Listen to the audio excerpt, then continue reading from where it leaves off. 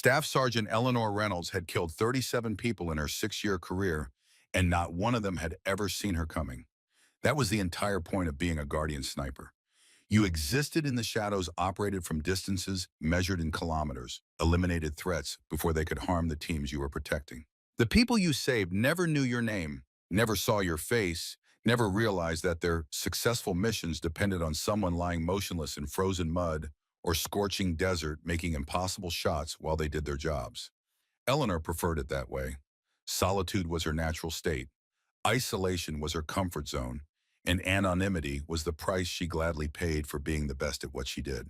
The Alaskan wilderness stretched before her, a vast expanse of white, broken only by the dark silhouettes of pine trees and the occasional rocky outcropping. Through her Leupold Mark 5 HD spotting scope, Eleanor watched a small cabin 2 kilometers away. The structure looked abandoned, but the fresh tracks in the snow and the occasional wisp of smoke from its chimney told a different story. She had been in position for 19 hours, her body covered in a white ghillie suit that made her indistinguishable from the snowdrifts around her. The temperature had dropped to minus 25 degrees Celsius overnight, but cold was just another variable to account for, like wind or distance. She'd grown up in northern Maine, where winter was a way of life, not just a season.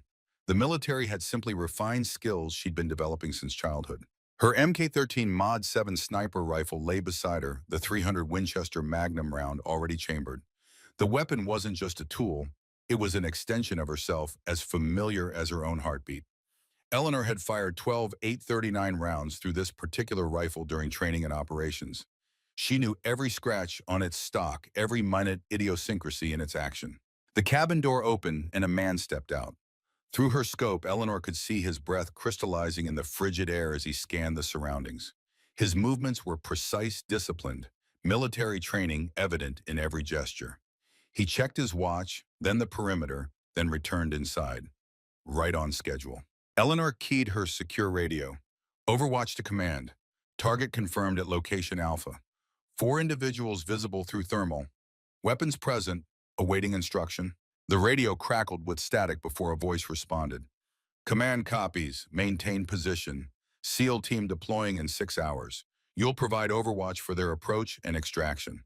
Copy that, Eleanor replied, her voice as cold and controlled as the environment around her. She settled back into her hide, prepared for the long wait. In her mind, a simple truth crystallized. The one she lived by, the best protector, is one whose existence remains unknown. The guardian no one sees until it's too late. 16 years earlier, Eleanor Reynolds had stood on the porch of her family's main farmhouse, watching a black government car roll up the long gravel driveway. Even at 16, she knew what that car meant. Her mother's sudden intake of breath behind her only confirmed it. 2 men in dress uniforms emerged, their faces set in practiced expressions of solemn respect. The taller one was Colonel William Barnes, her father's best friend and commanding officer. She'd met him a few times during base events, his booming laugh and firm handshake making him seem larger than life.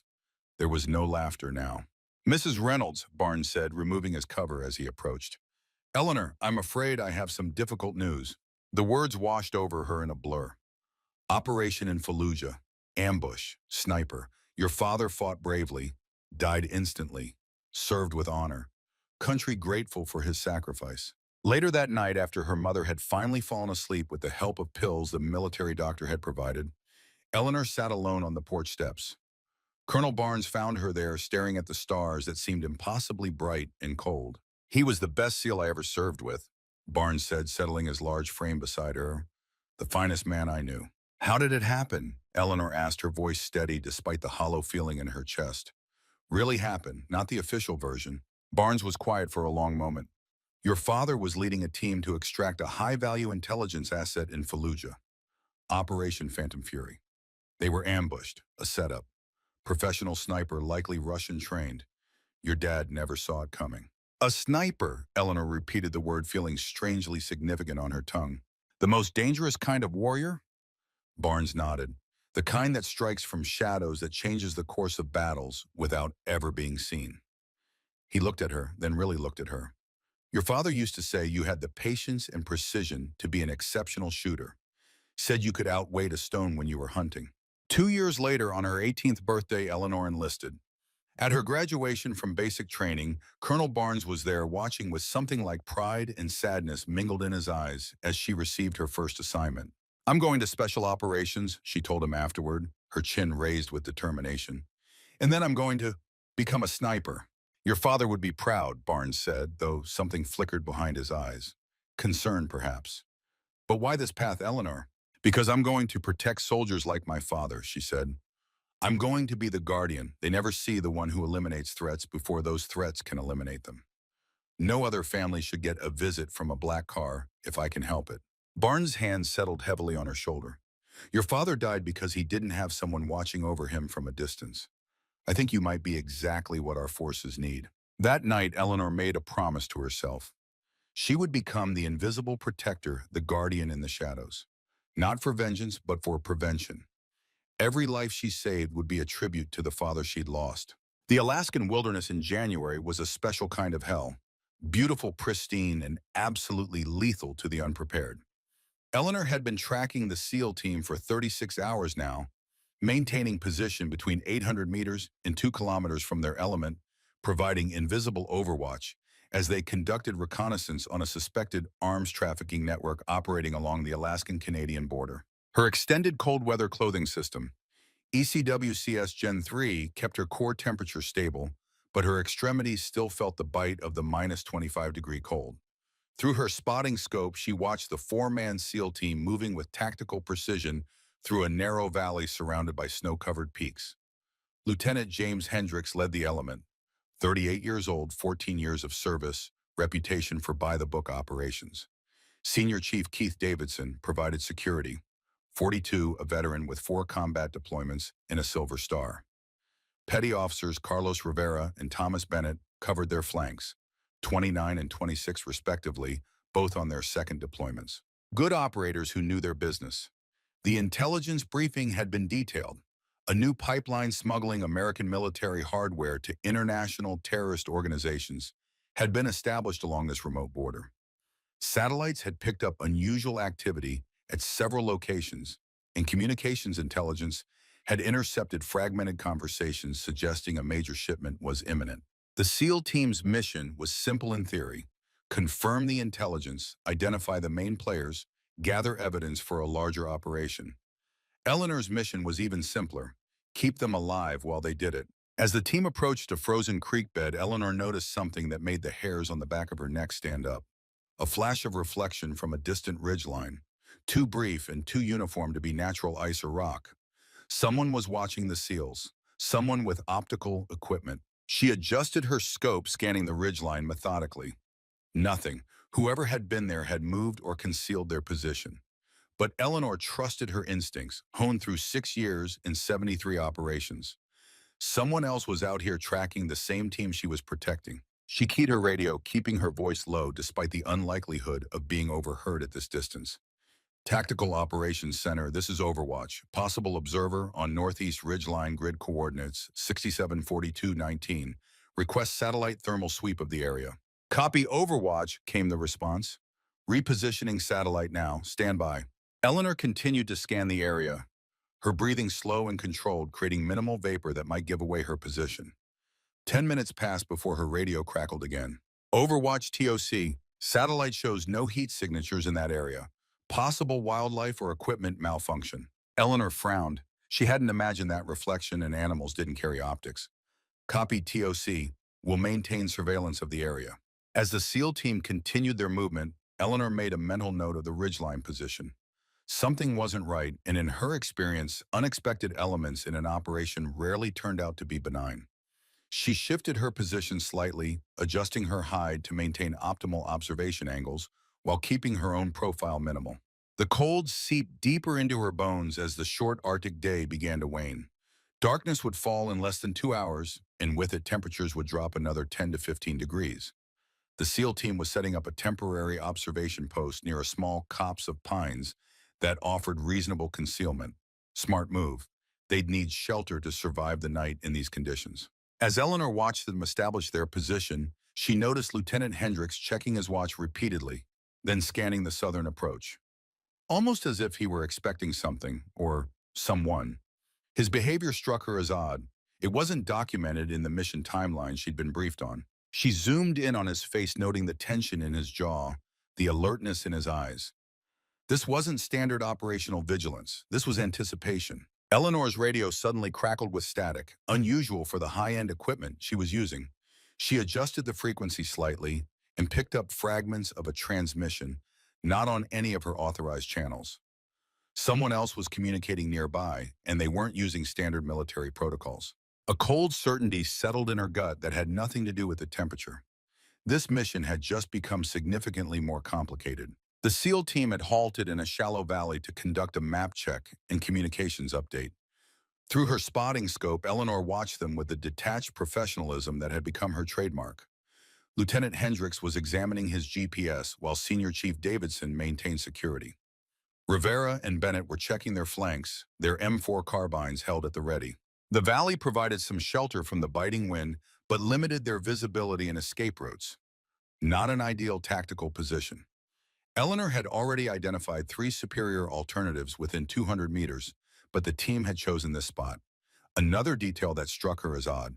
Movement on the ridgeline to the east caught her attention approximately 500 meters from the SEAL position. She shifted her scope and felt ice form in her stomach that had nothing to do with the temperature. Armed fighters, at least 20 of them, moving with the kind of tactical discipline that suggested professional military training rather than local militants or criminal elements. They were positioning themselves on the high ground with clear overlapping fields of fire into the valley where the SEALs had stopped. This wasn't a random encounter. This was a prepared ambush, and the SEAL team was about to walk directly into it. Eleanor assessed the tactical situation with cold precision. The hostile force was deploying crew-served weapons. She could make out at least 2 PKM machine guns and several RPG-7s. Their positioning indicated an L-shaped ambush designed to funnel the targets into a kill zone with no viable escape route. Whoever these people were, they knew exactly what they were doing. She keyed her radio using the encrypted frequency that connected her to both the SEAL team and the Tactical Operations Center. SEAL 1 Overwatch. You have hostile forces moving to establish ambush positions on the eastern ridgeline, bearing 085 from your position. I count at least 20 personnel with heavy weapons. Recommend immediate displacement. Hendrix's voice came back instantly, controlled but sharp. Overwatch, can you confirm hostile intent? We're in a gray area for rules of engagement. Through her scope, Eleanor watched the hostile force continue their tactical positioning. Machine guns going into place. RPG teams selecting firing positions. Designated marksmen finding elevated hides. There was no question about their intent. SEAL 1, they're setting up an L-shaped ambush with your position as the kill zone. Heavy machine guns, multiple RPG teams, at least 3 designated marksmen. This is a planned operation, not a chance encounter. You need to move now. Before Hendricks could respond, the first shot cracked across the valley. Eleanor saw Rivera spin and drop his leg, collapsing under him. Not a kill shot, but enough to immobilize him and pin the team in place. The ambush had been initiated. Then all hell broke loose. Machine gun fire raked the valley from multiple positions. RPGs streaked through the cold air, detonating against rocks and frozen ground. The SEAL team scrambled for whatever cover they could find in terrain that offered precious little protection. Through her scope, Eleanor identified the enemy commander, a tall figure directing the operation from a position of relative safety behind the ridgeline. He moved with the confidence and authority of someone accustomed to combat command. As he turned to issue orders to a subordinate, Eleanor caught a clear view of his face. Her blood froze. Viktor Zakharov, former Spetsnaz operator, known by his call sign Desert Ghost during operations in the First Gulf War. According to intelligence reports, he had gone private after the fall of the Soviet Union, selling his expertise to the highest bidder. But there was something else, something personal. Zakharov had been implicated in numerous operations against American forces in Iraq, including Fallujah, 2004, the same operation where her father had been killed. Eleanor's mind raced even as her body remained perfectly still. Could this be coincidence? Zakharov had been active in dozens of conflict zones over the past 20 years. The odds of encountering him here now were astronomical. Unless, she pushed the thought aside. Coincidence or not, the immediate situation demanded her full attention. The SEAL team was pinned down, taking fire from multiple directions with one man wounded and immobile. Madison assessed the tactical situation in seconds. The hostile force was 1,500 meters from the SEAL position. She was 800 meters from the SEALs, which put her at approximately 2,000 meters from the ambush positions. Extreme range even under ideal conditions, and these conditions were far from ideal. Wind was gusting unpredictably, temperature was affecting ballistics, and she was shooting at an upward angle that complicated the mathematics. But math was just math, and Eleanor had spent 6 years learning to solve these problems. Through her scope, Eleanor watched Zakharov confer with another figure, a man wearing what appeared to be American military-style camouflage. The realization hit her like a physical blow. This wasn't just an ambush, this was a betrayal. Someone had fed information to Zakharov, someone who knew the SEAL team's route and timeline. She pushed down the rage, threatening to cloud her judgment. Emotions had no place in precision shooting. Her breathing remained steady, her hands still. The machine gun fire intensified, keeping the SEAL team pinned in increasingly precarious positions. Eleanor could see Davidson attempting to treat Rivera's leg wound, while Hendricks and Bennett provided covering fire. Their ammunition wouldn't last long at this rate. Eleanor zoomed in on Zakharov again. The man who might have killed her father was standing less than 2,000 meters away. A difficult shot, but not an impossible one. A memory surfaced. Colonel Barnes sitting with her at the kitchen table 3 years after her father's death, a tumbler of whiskey in his hand. "The man who killed your father was a ghost," Barnes had said, his voice rough with emotion. "A professional who left no traces. Intelligence suggests it was a Russian operator codenamed Desert Ghost, Viktor Zakharov, but we could never prove it." "Did you try to find him?" 16-year-old Eleanor had asked. Barnes's face had hardened. "For 2 years. Then the mission parameters changed. Politics, alliances. Some ghosts are protected by powers beyond our reach." Now that ghost was directing an ambush against American forces. The coincidence was too perfect, too precise to be random chance. Through her scope, Eleanor saw Zakharov pull out a satellite phone, likely calling for extraction or reinforcements. This operation was too well planned, too well executed to be a local initiative. Someone with significant resources was backing this. The radio crackled. "Overwatch SEAL 1, we're in a bad position here. Rivera is immobile, taking fire from 3 directions. Limited ammunition and no clear extraction route. TOC advises closest QRF is 45 minutes out. Air support grounded due to weather conditions." Eleanor calculated their odds. The SEAL team had maybe 15 minutes before they were overrun or killed by sustained fire. The closest quick reaction force couldn't reach them in time. Their only chance was for something to disrupt the ambush force's coordination and firepower superiority. Standard Guardian sniper protocol said Eleanor should maintain her position and continue engaging at distance, providing long-range precision fire while calling for additional support. But protocols were designed for standard situations. This was anything but standard. Eleanor made her decision without hesitation. Eleanor keyed her radio one final time. "SEAL 1 Overwatch, I'm moving to your position. Will provide direct fire support from the enemy's flank. Hold your position and conserve ammunition." There was a pause, then Hendricks' voice returned, shock evident despite his professional tone. "Overwatch Guardian snipers don't close distance. You're supposed to maintain separation and provide long-range support. With respect, Lieutenant, the rulebook just became irrelevant. Your team is about to be overrun, and I'm the only asset close enough to do anything about it. I'm moving now. Out." Eleanor broke down her hide position with practiced speed, securing the MK-13 across her back and bringing her M4 carbine into her hands. The shorter weapon was better suited for what she was about to do: close the distance and engage the hostile force at ranges where her technical shooting skills could be combined with aggressive tactical movement. As she moved away from her position, a flicker of doubt crossed her mind. She was potentially sacrificing her career by abandoning Guardian protocols. 6 years of exemplary service, 73 successful operations, all put at risk by this one decision. But if she didn't act, 4 American operators would die. The equation was simple. And there was Zakharov, the man who might have killed her father, now threatening more American lives. If there was even a chance he was responsible for her father's death, Eleanor couldn't let him disappear again. This might be her only opportunity to confront her father's killer and prevent him from taking more lives. She began moving through the Alaskan terrain with controlled aggression that balanced speed against the very real risk of injury. 800 meters of snow-covered ground, scattered rocks, frozen streams that could break an ankle if you stepped wrong. Under normal circumstances, it would take 20 to 30 minutes to traverse safely. Eleanor covered it in 7 minutes. She used every piece of terrain for concealment, moving through draws and behind ridgelines, always staying in dead ground where the hostile force couldn't observe her approach. The temperature was brutal, -25 and dropping, but adrenaline kept her warm and focused. The M4 carbine was ready in her hands, spare magazines positioned for quick access, grenades staged for immediate use. At 300 meters from the nearest hostile position, she could see the full scope of the ambush. The enemy fighters had established three primary firing positions in a rough L shape around the valley, with additional fighters providing security and ammunition resupply.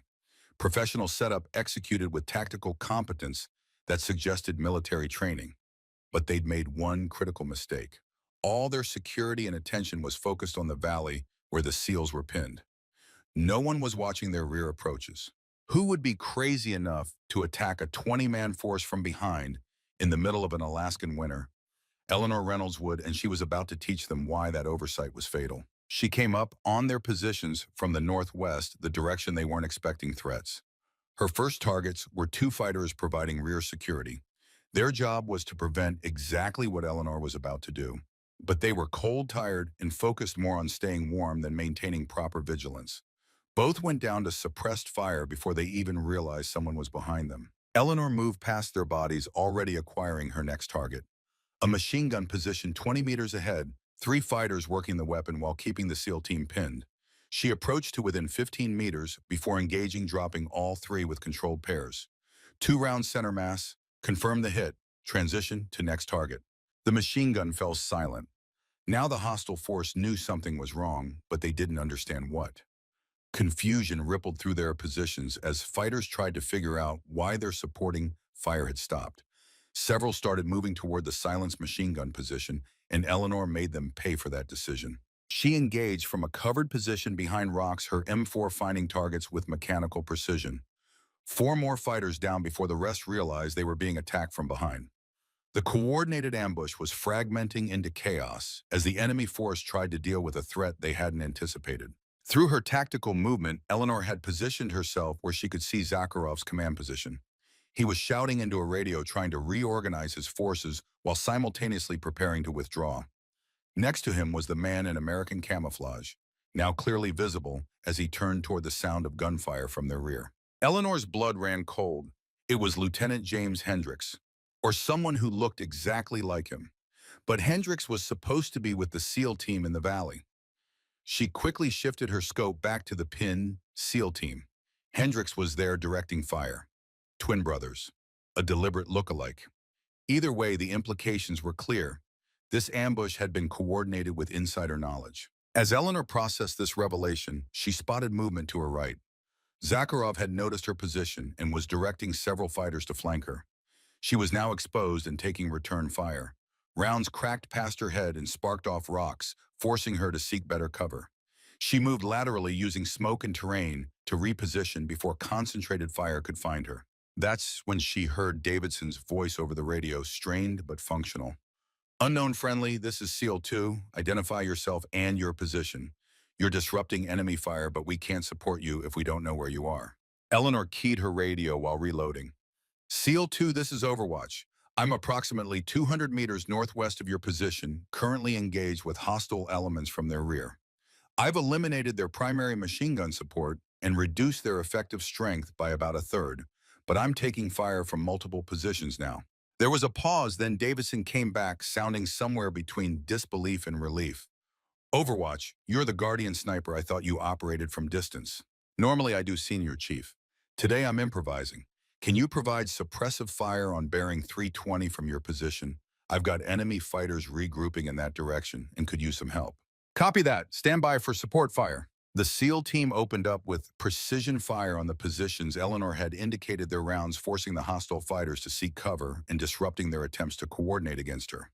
With the pressure relieved, Eleanor moved again, relocating to a position that gave her better angles on the remaining threats. As she settled into her new position, she caught a glimpse of Zakharov moving toward an extraction point, the Hendricks look-alike close behind him.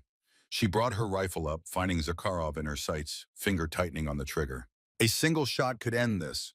eliminate the threat, possibly avenge her father, but it would also eliminate her chance to discover who had betrayed the SEAL team and why Zakharov was here in the first place.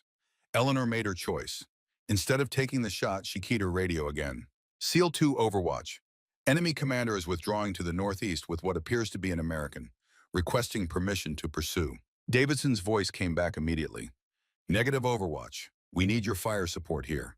Rivera's down and we're still taking heavy fire from the eastern position. Eleanor hesitated, watching Zakharov disappear into the tree line.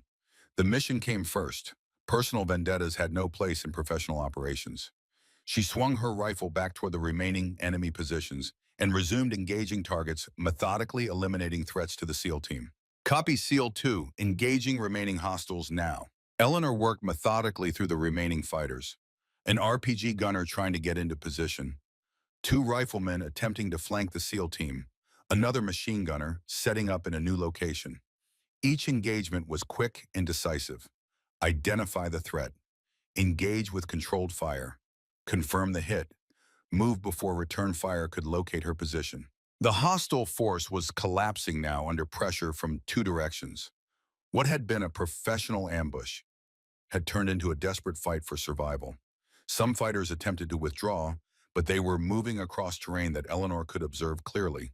She transitioned back to her MK-13 for the long-range shots, and the precision rifle proved why she'd carried it for 6 years. Fighters who thought they'd reach safety discovered that distance provided no protection against someone with her skills.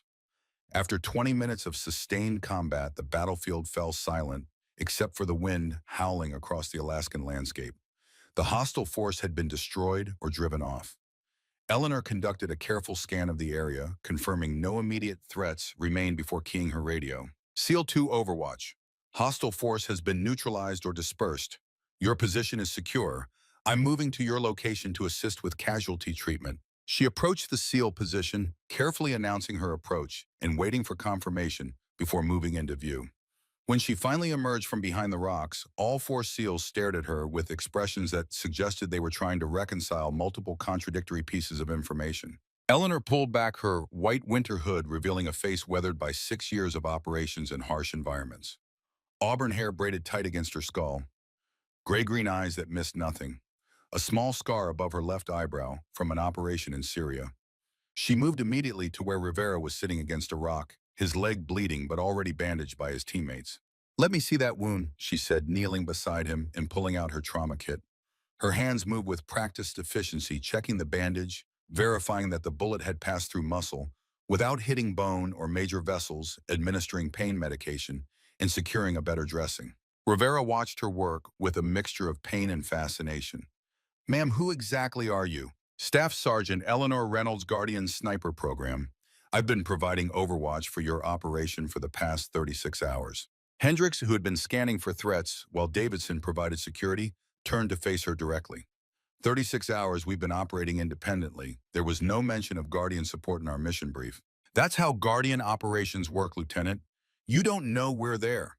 We shadow special operations teams from distance, eliminate threats before they develop, provide early warning of enemy movements, and generally make sure you can focus on your mission objectives without worrying about security beyond your immediate perimeter."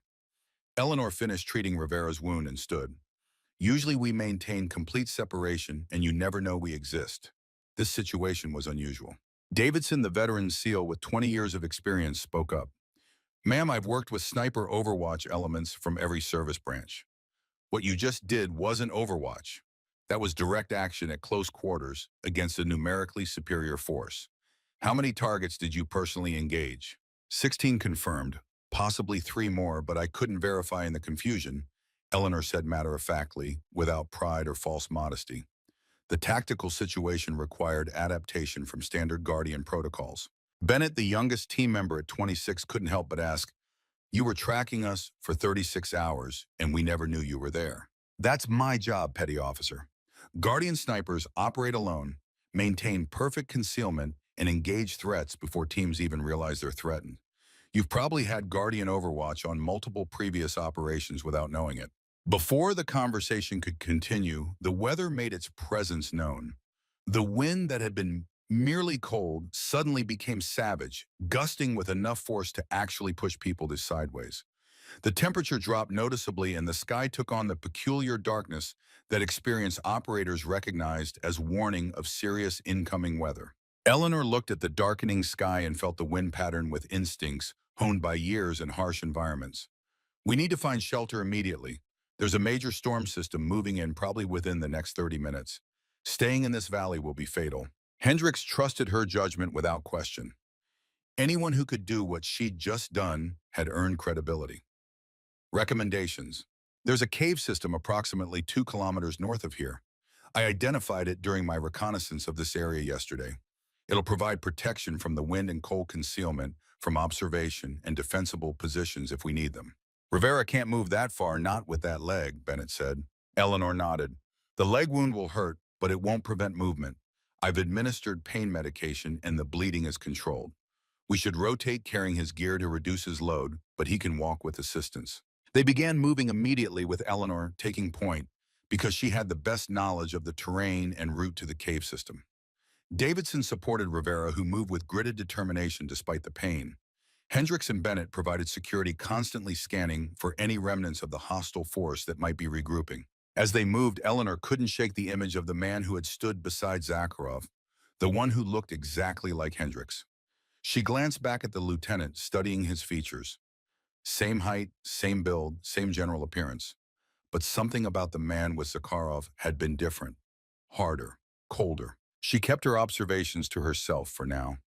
Without concrete evidence, accusations would only create division in a team that needed to stay unified to survive. But she made a mental note to search for any intelligence on Hendricks, having a twin or doppelganger once they were safely extracted. The storm hit before they reached the caves, transforming the landscape into a white hell within minutes. Visibility dropped to less than 20 meters. Temperature plummeted to minus 30 Celsius, and the wind began shrieking across the mountains with enough force to make standing difficult. But Eleanor kept them moving, navigating by GPS and terrain memory through conditions that would have left most people hopelessly lost. They reached the cave system just as the storm reached full fury. The caves weren't large, but they cut deep enough into the mountain to provide protection from the wind and cold. Eleanor led them to the best position, a chamber about 15 meters deep, with a narrow entrance that could be easily defended and good thermal properties that would retain body heat. As they established their defensive position and Rivera was made comfortable, Eleanor took Davidson aside. "Senior Chief, I need to tell you something. The enemy commander, I recognized him. Viktor Zakharov, former Spetsnaz. And he wasn't alone. There was someone with him who looked exactly like Lieutenant Hendricks." Davidson's expression remained carefully neutral, but his eyes hardened. "Are you certain? I saw him clearly through my scope. Same height, same build, same features. It could have been a twin or someone surgically altered to look like him. Either way, it suggests this ambush wasn't random. Someone knew exactly where you would be and when." "A twin," Davidson murmured, his eyes flicking briefly toward Hendricks, who was setting up a security position near the cave entrance. "That would explain a lot. The lieutenant's been acting off since we received this assignment, checking his watch constantly, insisting on specific routes that weren't optimal." "We need to be careful," Eleanor said quietly. "I don't have concrete evidence yet, just what I observed, but something's not right with this operation." "Agreed." Davidson nodded. "For now, we focus on survival. Once the storm passes, we'll figure out who's trying to kill us and why." As they rejoined the others, Eleanor felt the familiar weight of responsibility settling on her shoulders. But now there was something else. A personal stake in this mission she hadn't anticipated. Zakharov's presence couldn't be coincidence. Somehow the ghost from her past had materialized in the Alaskan wilderness, and with him perhaps answers about her father's death. The storm raged outside the cave, but inside a different kind of storm was brewing. One of suspicion, betrayal, and long-buried secrets finally coming to light. The storm outside the cave had become a living entity, howling with primal fury as it sought entrance to their shelter. Inside, the 5 operators huddled around a small heat source that Eleanor had fashioned from chemical warming packs. The temperature inside the cave was survivable, but just barely. Every exhalation created a cloud of crystallized breath. Eleanor checked Rivera's wound again, satisfied that the bleeding had stopped completely. The bullet had passed through the fleshy part of his thigh, missing bone and major blood vessels. Painful, but not life-threatening if properly treated. He'd live assuming they all didn't freeze to death in this godforsaken corner of Alaska. So, Hendricks said, breaking the silence as he warmed his hands over the makeshift heater. Guardian Sniper Program. I've heard rumors but never met one of you. That's by design, Eleanor replied, her voice neutral. We operate independently, maintain complete separation from the teams we protect. Until today, Davidson added, watching her with the appraising eye of a veteran who had seen too much to be easily impressed. And yet she had impressed him. Eleanor nodded. The situation required adaptation. 16 confirmed kills in 20 minutes. Bennett said, his voice a mixture of awe and professional respect. That's, that's something else. Just doing my job, Eleanor replied, uncomfortable with the attention. Guardians worked in anonymity for a reason. Recognition was never part of the mission parameters. As the others continued setting up their temporary base, Davidson moved closer to Eleanor, speaking in a voice too low for Hendricks to hear. What's your assessment of our situation? Eleanor considered for a moment. We have shelter for now. The storm will likely continue through the night. Rivera's wound is manageable. Our biggest concerns are the remaining hostiles, possible reinforcements, and she hesitated. And the possibility of a traitor among us, Davidson finished. Eleanor nodded fractionally. I need to investigate something. Watch my 6th volume. Davidson's nod was almost imperceptible. Eleanor rose and moved deeper into the cave system, using her tactical flashlight to navigate the narrow passages. She had noted something unusual during her initial reconnaissance of this area, but hadn't had time to investigate thoroughly. After about 30 meters of careful navigation through increasingly tight passages, the tunnel opened into a small chamber. Eleanor swept her light across the space, confirming her suspicions. This wasn't just a natural cave. Someone had been using it, and recently. A small field desk was set up against one wall. Topographic maps of the region were pinned to a makeshift corkboard. A military-grade satellite communication system sat silent in the corner. Someone had established a forward operating base here, far from prying eyes. Eleanor examined the maps, noting markings that corresponded with the SEAL team's planned route. This confirmed her suspicion that the ambush hadn't been random. Someone had known exactly where they would be and when. She turned her attention to a small lockbox tucked beneath the field desk. The lock was high quality, but Eleanor hadn't spent 6 years in special operations without picking up a few skills beyond sharpshooting. Within 2 minutes, she had it open. Inside were operational documents, and beneath them, something that made her breath catch. A folder labeled Operation Red Tulip, with dates from 2004. The same year her father had been killed in Fallujah. The same operation Colonel Barnes had mentioned. Before she could examine the documents, a noise from the tunnel entrance made her spin weapon at the ready. Davidson appeared, hands raised slightly. Just me. Hendricks was asking too many questions about where you'd gone. Eleanor lowered her weapon. Good call coming to check. Look at this. Davidson joined her, examining the impromptu command post with the experienced eye of a senior operator. Someone's been running ops from here for a while, he said, picking up one of the maps. These markings, these are our exact patrol routes for the past week.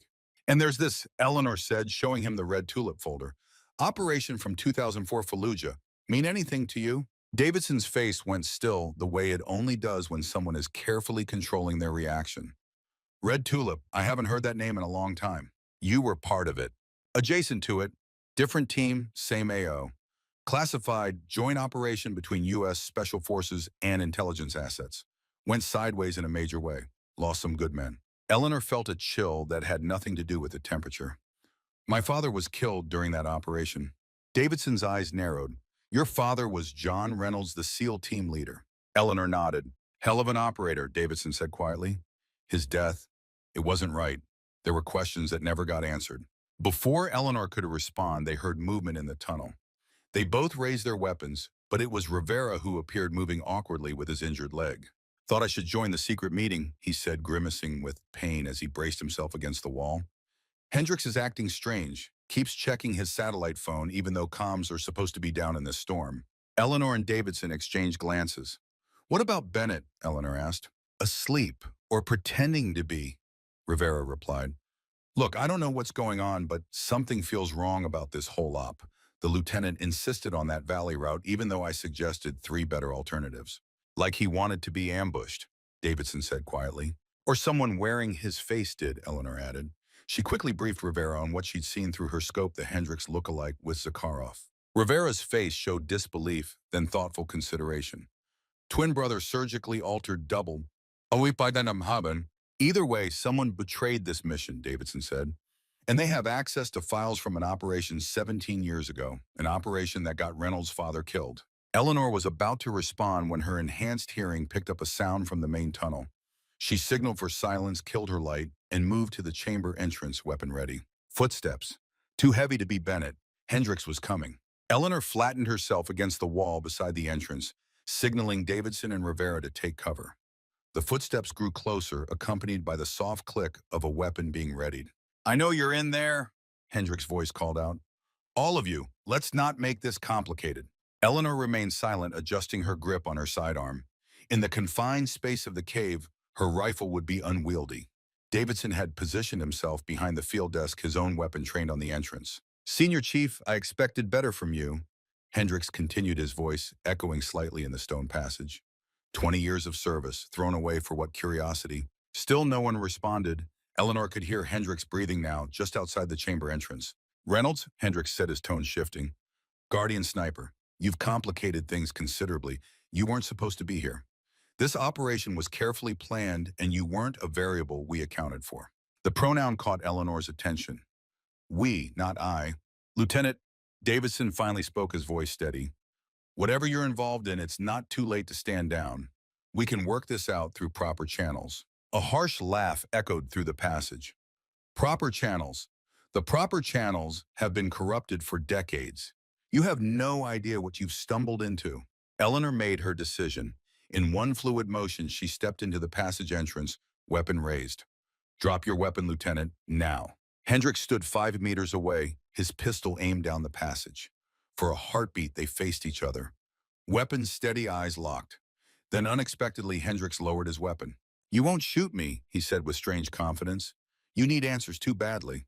"Try me," Eleanor replied, her aim unwavering. "Your father, John Reynolds," Hendricks said, and Eleanor felt a jolt of surprise that he knew the connection. "Operation Red Tulip, Fallujah 2004. You want to know what really happened, don't you?" Eleanor said nothing, but her finger remained steady on the trigger. "The man you saw with Zakharov," Hendricks continued, "he's my twin brother, Michael. We were separated as children. He was raised differently, trained for a specific purpose." "Which is?" Davidson asked from his position inside the chamber. "To replace me when necessary," Hendricks replied simply. "To have access to operations intelligence planning that would be valuable to certain parties." "You're admitting to treason," Rivera said, incredulous. "No," Hendricks shook his head. "I'm admitting to being a pawn in a game that's been going on for decades, just like your father was Reynolds." Eleanor's aim didn't waver, but her mind raced. "Explain." Operation Red Tulip wasn't just about extracting an intelligence asset. It was about eliminating loose ends.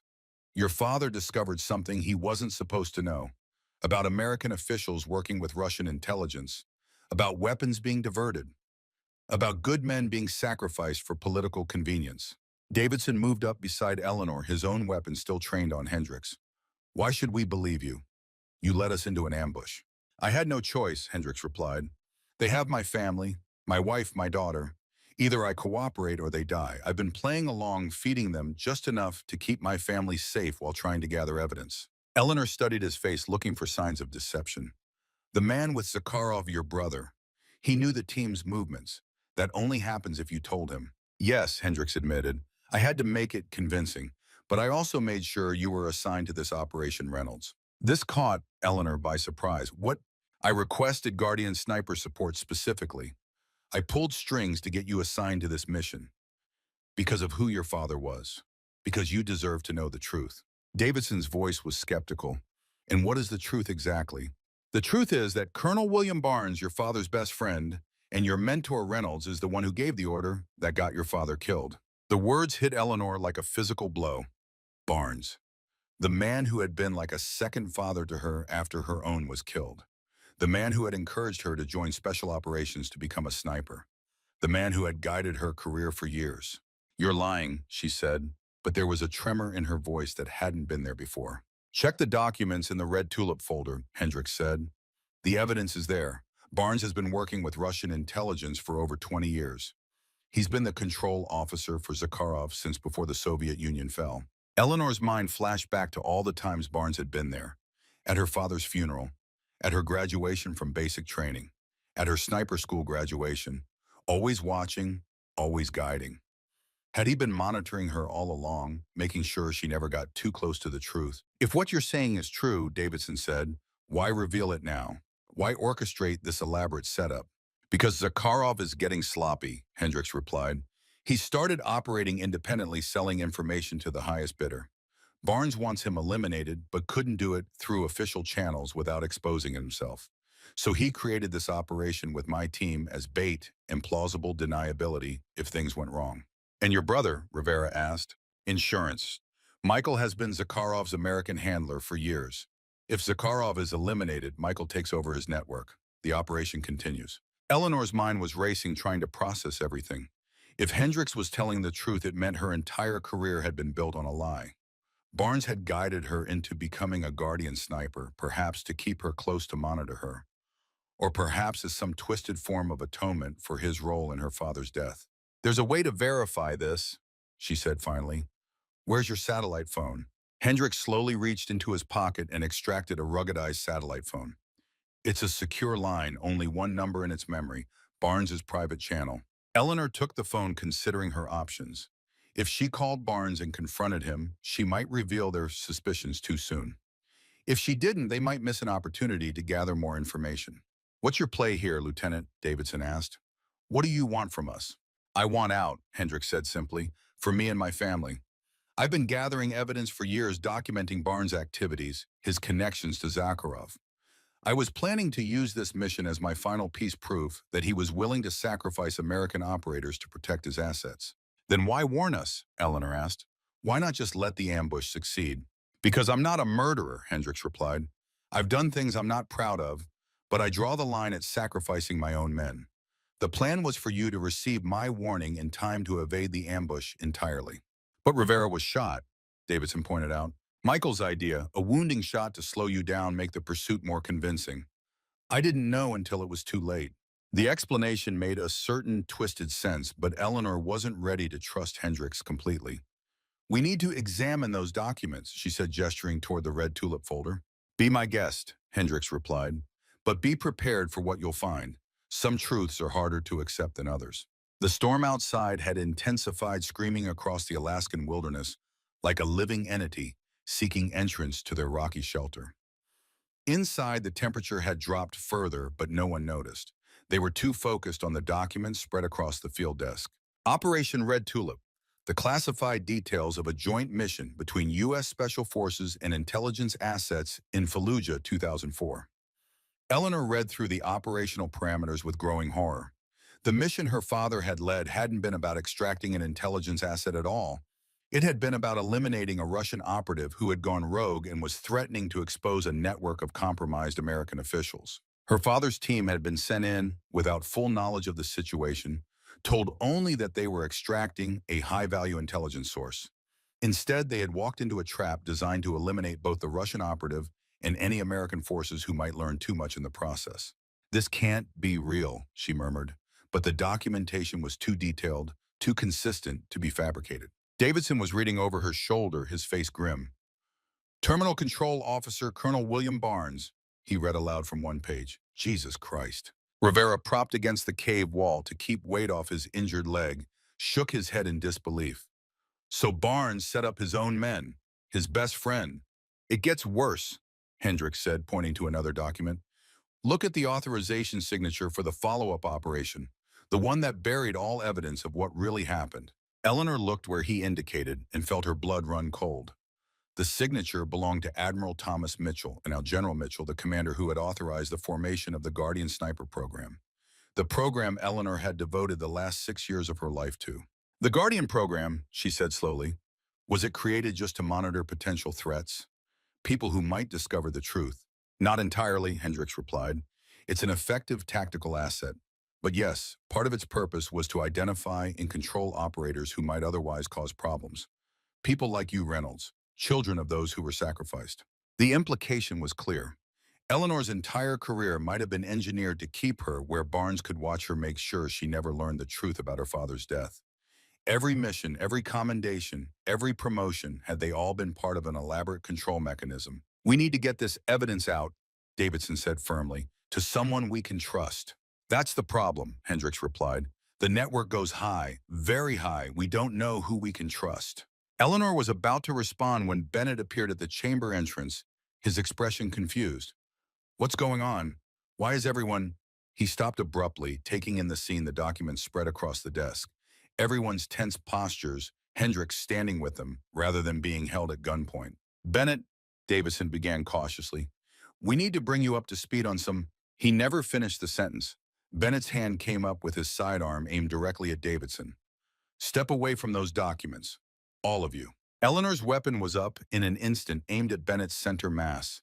Lower your weapon, petty officer, now. Bennett's expression hardened. You don't understand what you're involved in, Reynolds. None of you do.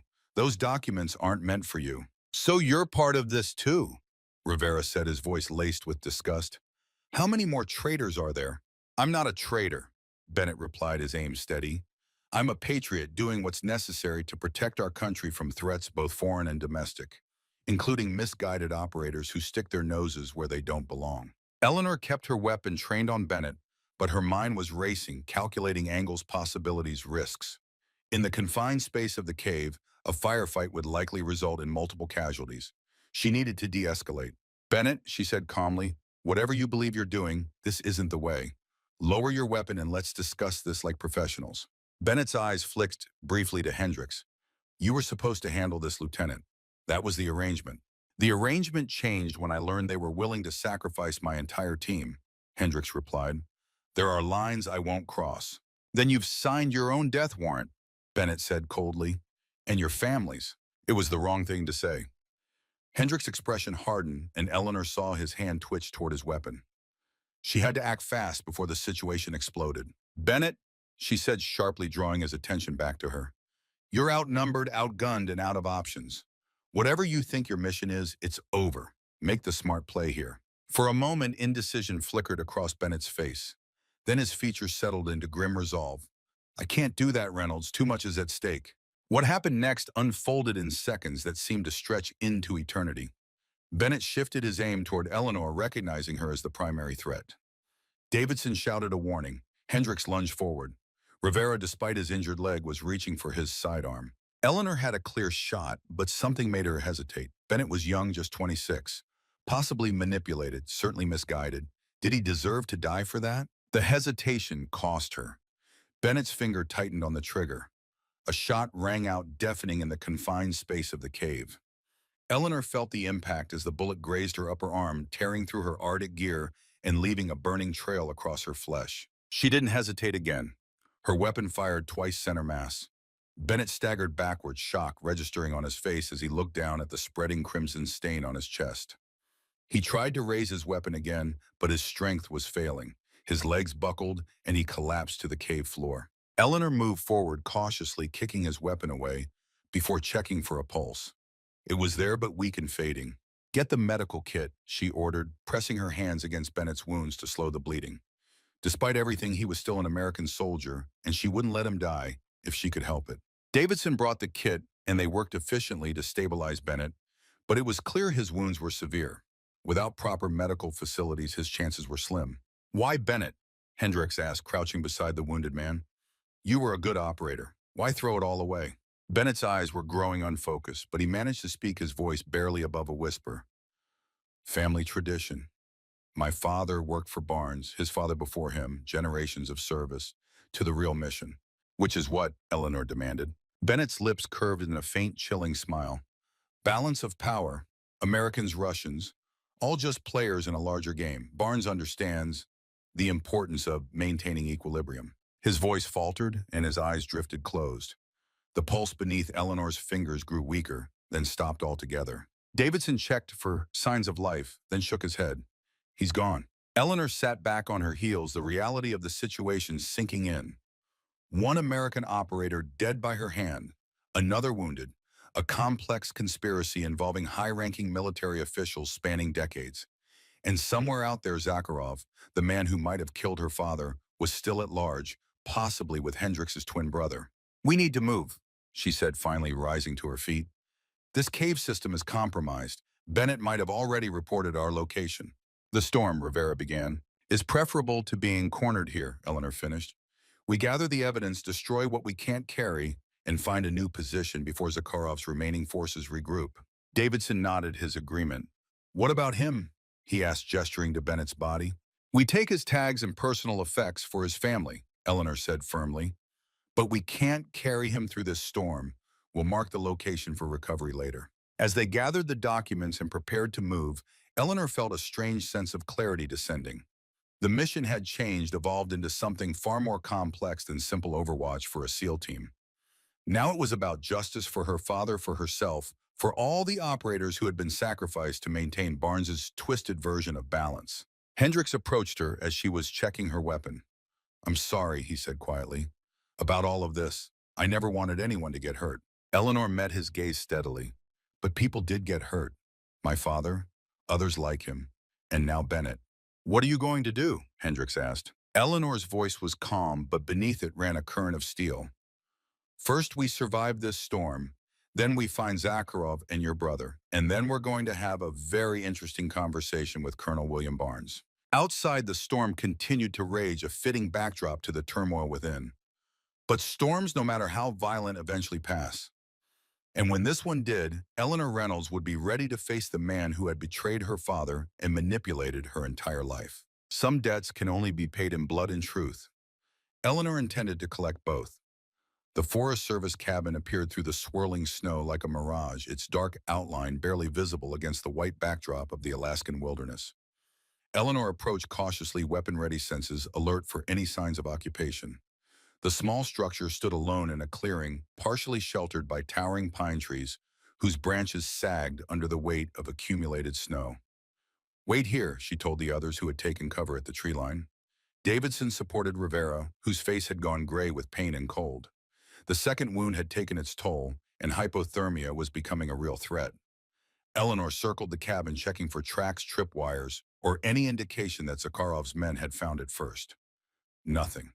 The snow around the structure was pristine, unmarked by human presence. The windows were dark, the small porch clear of debris.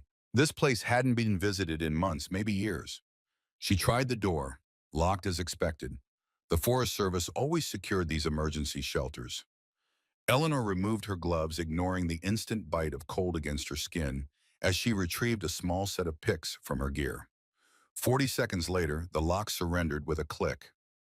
Eleanor entered first weapon leading, sweeping the interior methodically. The cabin consisted of a single room with sparse furnishings, a wood stove in the center, bunk beds. Against one wall, a small table with chairs and storage cabinets. Basic, utilitarian, perfect. She returned to the doorway and signaled the others forward. Davidson and Hendricks half-carried Rivera through the deepening snow. Once inside, Eleanor secured the door and began a more thorough assessment of their shelter. The wood stove was cold but functional, with a small supply of dry wood stacked nearby. The cabinets yielded emergency rations, medical supplies, bottled water, and kerosene for the lamps. Not luxury accommodations, but compared to the cave or the storm outside, it was paradise. Get the stove going, Eleanor directed Davidson. Hendricks checked those medical supplies. We need to properly treat Rivera's wounds. As the men worked, Eleanor secured the perimeter rigging, simple early warning systems at the approaches to the cabin. Nothing elaborate, just trip lines connected to empty cans containing a few pebbles. Low-tech but effective in the absence of proper security equipment. Inside, the temperature was already rising as the wood stove began to radiate heat. Davidson had laid Rivera on one of the bunks and was cutting away the blood-soaked fabric around his newest wound. How bad? Eleanor asked, returning to help. Through and through, upper thigh, missed the femoral artery, Davidson replied with professional detachment. He's lost blood, and there's risk of infection, but if we can warm him up and keep the wound clean, he'll make it. Hendricks brought the medical kit, his face grim.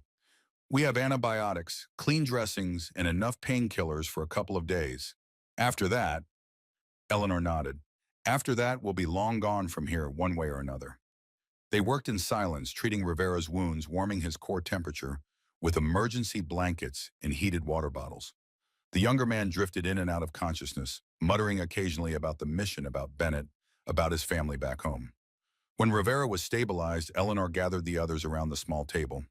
The red tulip documents were spread before them, along with maps of the region and their remaining supplies. We need to assess our situation, she said, her voice calm and measured. Rivera is wounded but stable. We have shelter, heat, and basic supplies. Outside, the storm is still raging, which provides cover but limits our mobility.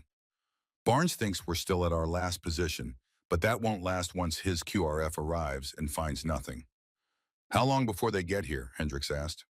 Barnes said 4 hours, which means we have maybe 3 before they start sweeping the area, Eleanor replied. The storm will slow them down, but not indefinitely. Davidson studied the map. What's our play? We can't outrun them with Rivera in this condition, and we can't call for official extraction without going through channels that Barnes likely controls. Eleanor traced a route on the map with her finger. There's a private airfield 30 kilometers east of here. Small operation run by a bush pilot named Mackenzie. Not on official charts, used mostly by hunters and researchers.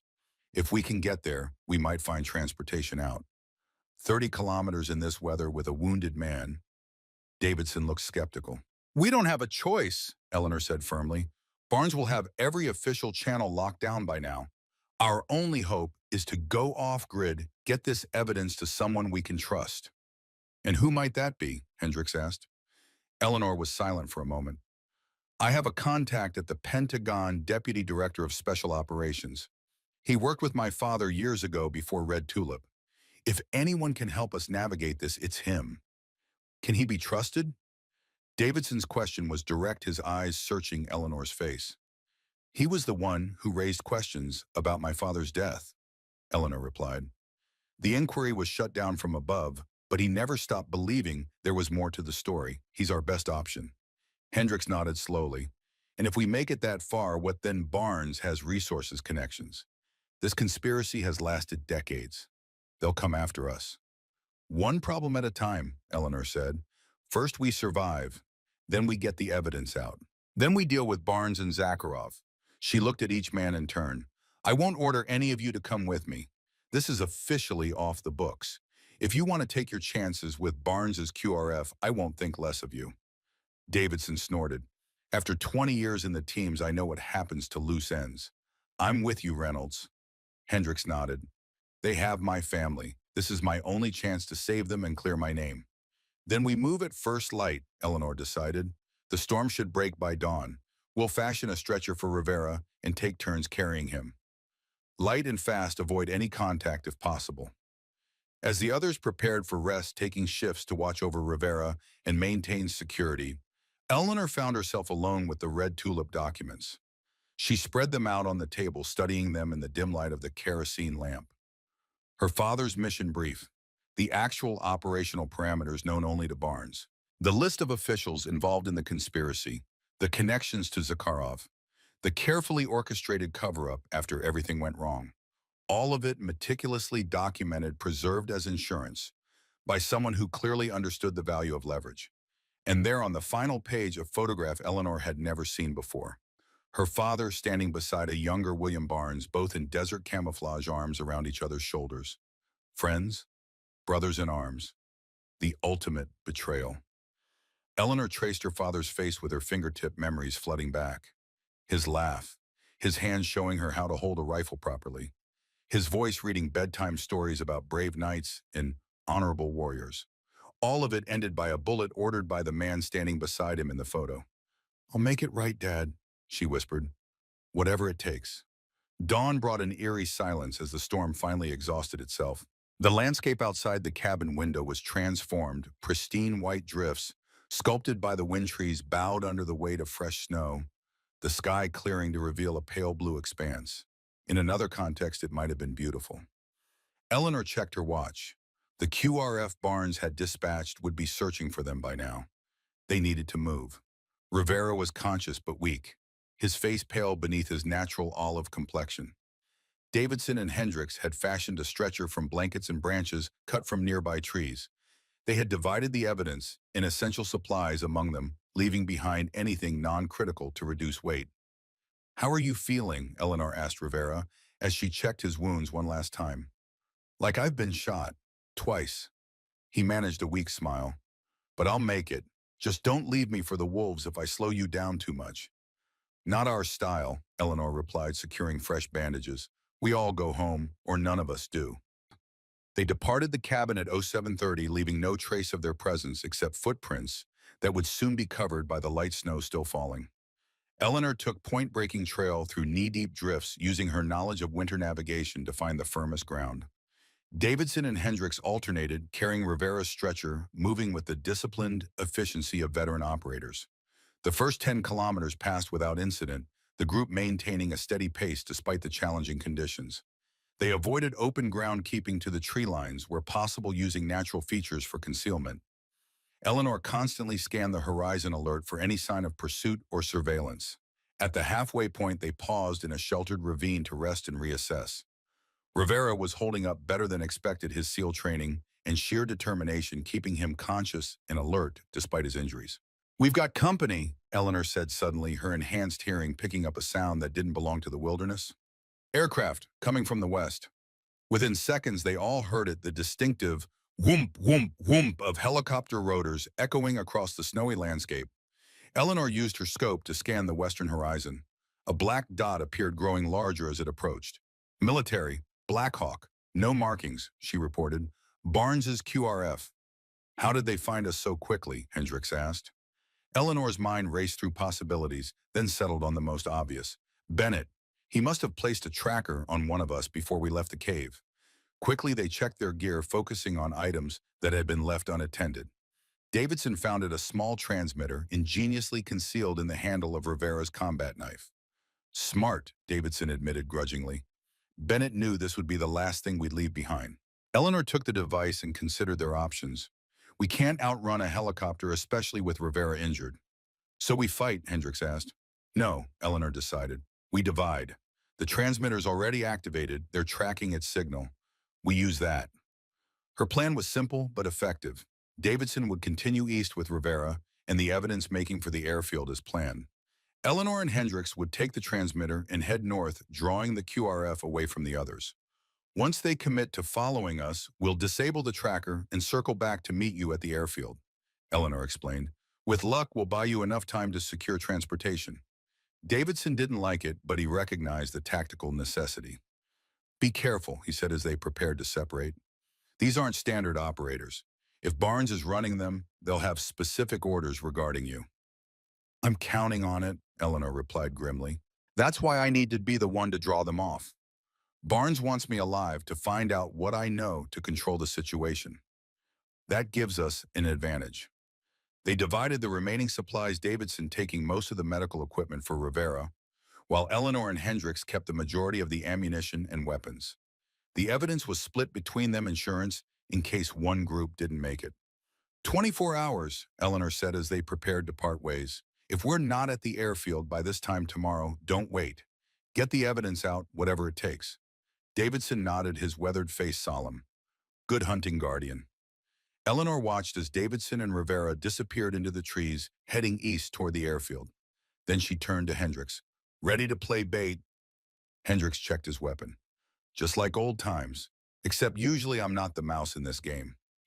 They moved north at a deliberately noticeable pace, breaking from the tree line, occasionally to cross open ground where they would be visible from the air. It didn't take long for the helicopter to change course, banking sharply to follow their trail. "They've spotted us," Eleanor confirmed. "Now we need to find a position where we can control the engagement." 2 kilometers ahead lay a series of rocky outcroppings that would provide both cover and elevated firing positions. If the helicopter tried to insert troops, they would be funneled into predictable approach routes. It wasn't ideal, but it was the best option available. They reached the rocks just as the helicopter closed to within a kilometer.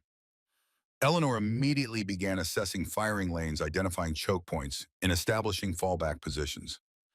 Hendricks moved with similar precision, his years of training evident in every deliberate action. The helicopter circled once, twice, then hovered 200 meters away, just out of effective small arms range. A loudspeaker crackled to life. "Guardian Sniper Actual, this is Reaper 1. Stand down and prepare for extraction. This is a direct order from Colonel Barnes." Eleanor said nothing, watching through her scope as 4 operators fast-roped from the helicopter to the ground below. Standard QRF configuration, 2 assault elements, each with a team leader. They moved with the practiced efficiency of elite soldiers establishing a perimeter before beginning their approach. "These guys are top tier," Hendricks observed.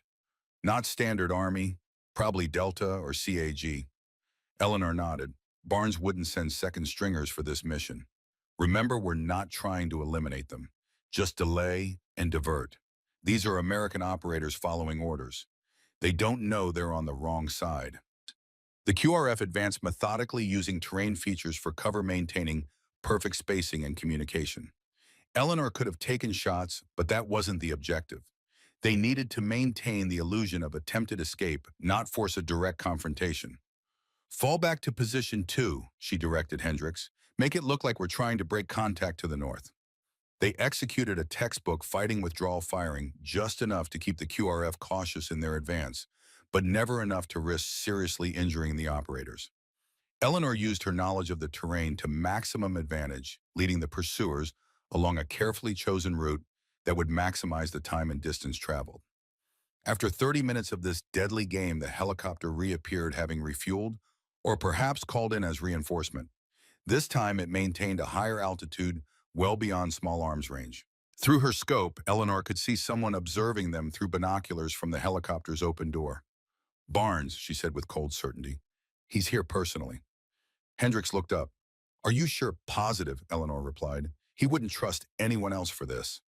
The knowledge that Barnes was physically present changed the dynamics of the situation. If they could somehow capture him, force him to reveal what he knew about Operation Red Tulip and her father's death. But that was impossible with their current resources. The immediate priority remained buying time for Davidson and Rivera to reach the airfield. We've led them far enough north, Eleanor decided. Time to disappear. They had prepared for this moment, selecting a ravine where the rocky terrain created a natural labyrinth of passages and dead ends. Perfect for losing pursuit, especially if the pursuers were unfamiliar with the specific topography. Eleanor disabled the tracker, crushing it beneath her boot. Then they entered the ravine system, moving with deliberate speed using techniques honed through years of evasion training. Behind them, the QRF would be momentarily confused by the loss of signal, giving Eleanor and Hendricks a critical head start. It took 2 hours of careful navigation through the maze-like terrain before Eleanor was satisfied they had broken contact completely. The helicopter had made several passes overhead, but eventually departed, likely to refuel or reposition for a wider search pattern. Now we circle back east, Eleanor said. The airfield is 15 kilometers from here. If we push hard, we can make it before nightfall. Hendricks nodded, though fatigue was evident in his features. They had been moving almost constantly for over 24 hours through extreme conditions with minimal rest. But operators of their caliber were conditioned for precisely this kind of sustained exertion. They traveled in silence for several kilometers, conserving energy, each lost in their own thoughts.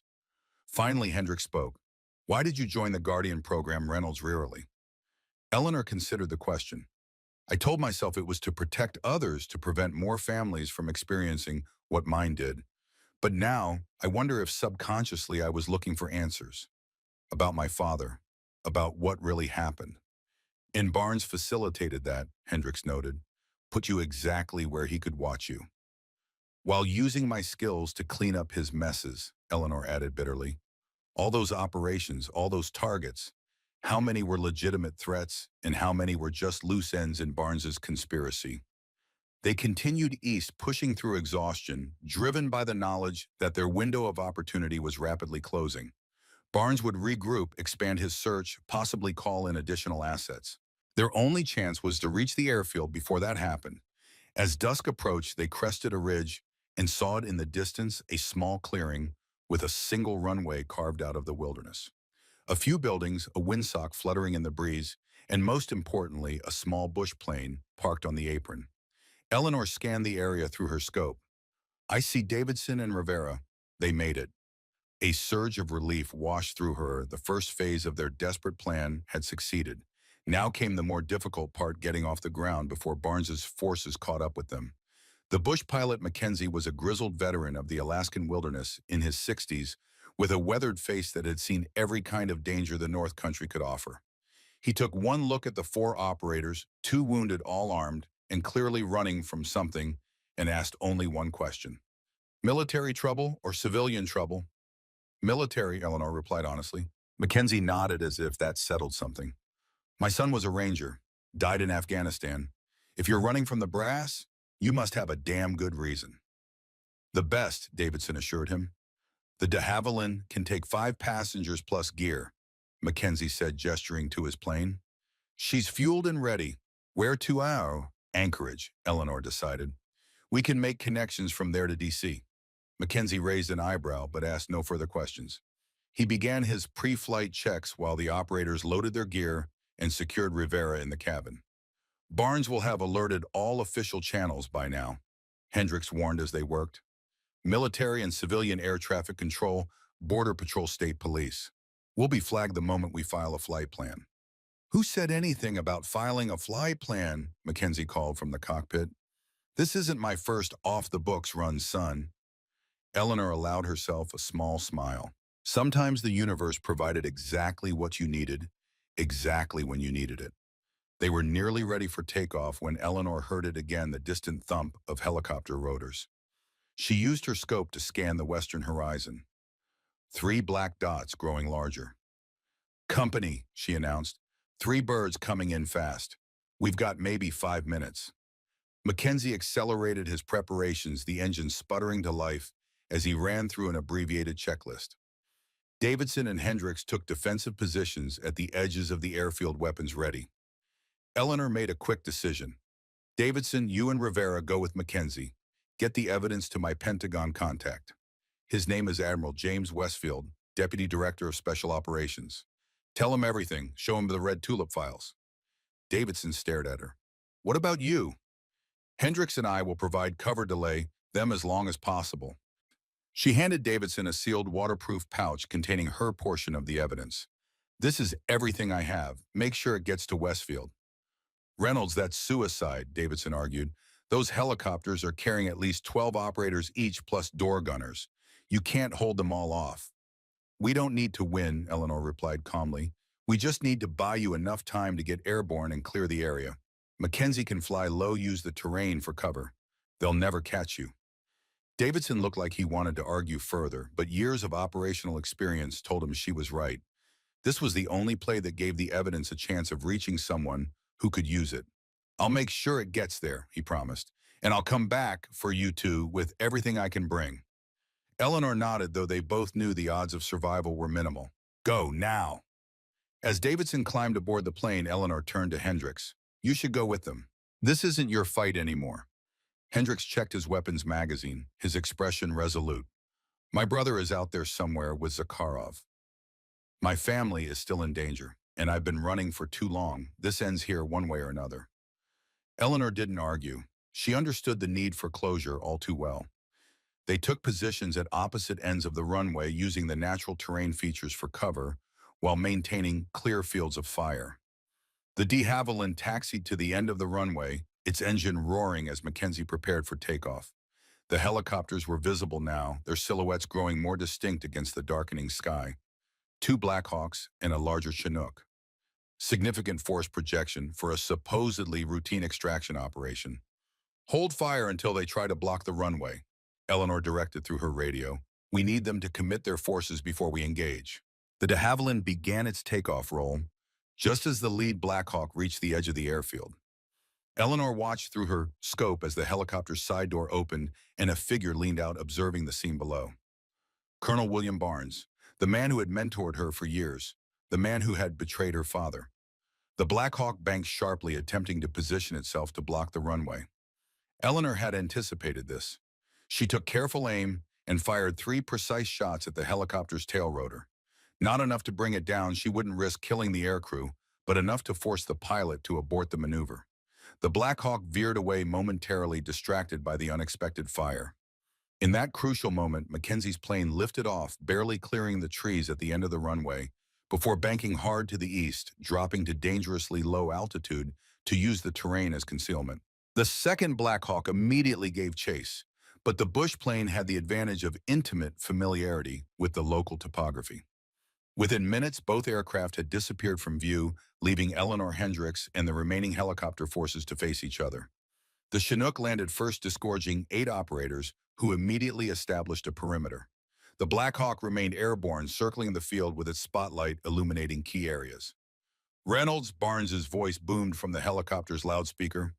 This has gone far enough. Surrender now, and I give you my word, No harm will come to you or Lieutenant Hendricks. Eleanor almost laughed at the absurdity. Barnes's word meant nothing now. He's trying to keep us alive, Hendricks observed from his position. He needs to know how much we know who we've told. That gives us leverage, Eleanor replied.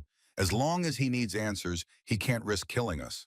Unless he decides we're more dangerous alive than dead. The operators from the Chinook were advancing now using standard search and clear tactics methodically securing the airfield structures. Eleanor and Hendricks remained hidden watching, waiting for the right moment. Colonel Barnes, Eleanor called out, her voice carrying in the still evening air. I know about Operation Red Tulip. I know you ordered the hit on my father. I know about your arrangement with Zakharov. There was a long pause before Barnes responded. You don't understand what you're talking about, Eleanor. This is bigger than your father, bigger than any of us. Come in and I'll explain everything. I've seen the files, she replied. Explain it to Admiral Westfield. I'm sure he'll be fascinated. Another pause longer this time. When Barnes spoke again, his voice had hardened. Westfield is a bureaucrat who doesn't understand the necessities of maintaining global stability. What we've done, what your father discovered, would destabilize the entire intelligence apparatus if it became public. So you had him killed, Eleanor stated flatly. Your best friend. The Black Hawk descended slowly, landing at the center of the airfield. Barnes emerged flanked by two operators. Even at this distance, Eleanor could see that he had aged since their last meeting 6 months ago. The strain of maintaining his web of deception was taking its toll.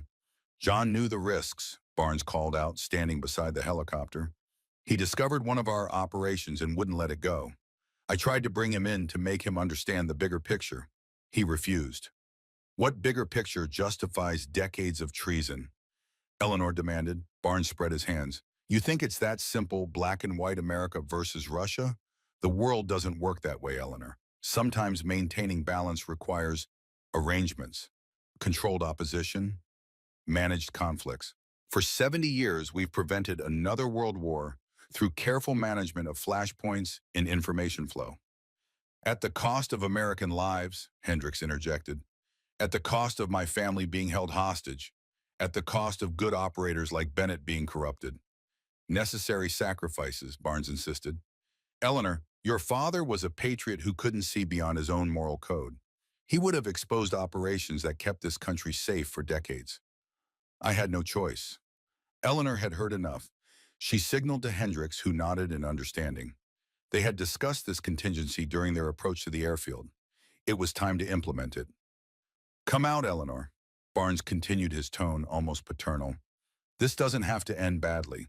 Your skills, your training, the Guardian program was created for operators like you.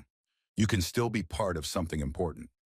Eleanor's response was to fire a single shot that kicked up dirt at Barnes's feet, not to miss a message. The next one goes through your knee, Colonel, she called out. Call off your men, now. Barnes hesitated, then raised his hand.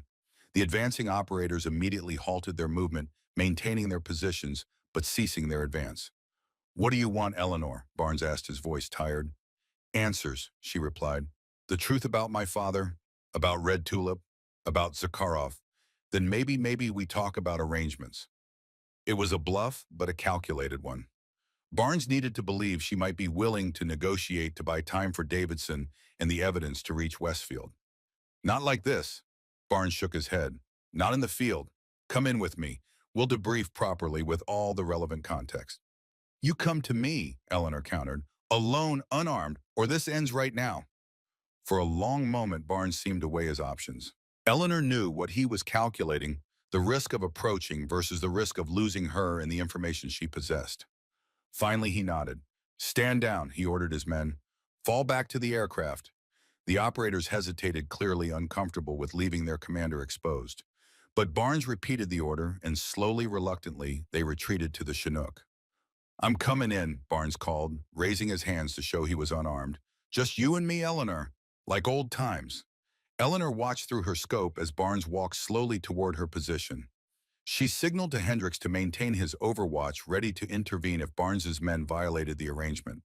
When Barnes was 20 meters away, Eleanor emerged partially from cover, her weapon trained on his center mass. That's far enough, she said. Barnes stopped, his hand still raised. You look like him, you know. John had that same intensity in his eyes when he confronted me about Red Tulip. Then tell me what happened, Eleanor demanded. All of it. No more lies. Barnes sighed, his shoulders sagging slightly. It started during the Cold War, a network of senior officials on both sides working to prevent mutual destruction, moderating the hawks, leaking just enough information to maintain deterrence without escalation. When the Soviet Union collapsed, the network should have disbanded, but some of us saw that the power vacuum could be even more dangerous than the Cold War itself. So you maintained your Russian connections, Eleanor said. Use them to what manipulate global conflicts.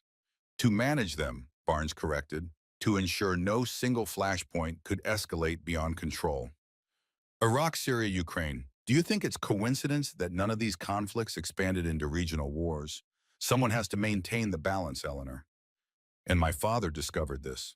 Barnes nodded slowly. During the Fallujah operation, he intercepted communications between Zakharov and his American handler. Started pulling on threads he shouldn't have. I tried to contain it, to bring him into the fold. But John was principled, wouldn't see the necessity. So you had Zakharov kill him, Eleanor stated flatly. I gave the order. Barnes admitted, his voice barely audible. The single worst decision of my life. John was like a brother to me. But the network, the stability it maintained, millions of lives depended on it continuing to function. And after the Guardian program, partial atonement, Barnes said, a way to protect other operators from what John faced. And yes, a way to keep an eye on you. You have his skills, his instincts. I knew someday you might start asking the same questions. Eleanor's finger tightened incrementally on the trigger. One slight pressure and she could end the man who had ordered her father's death.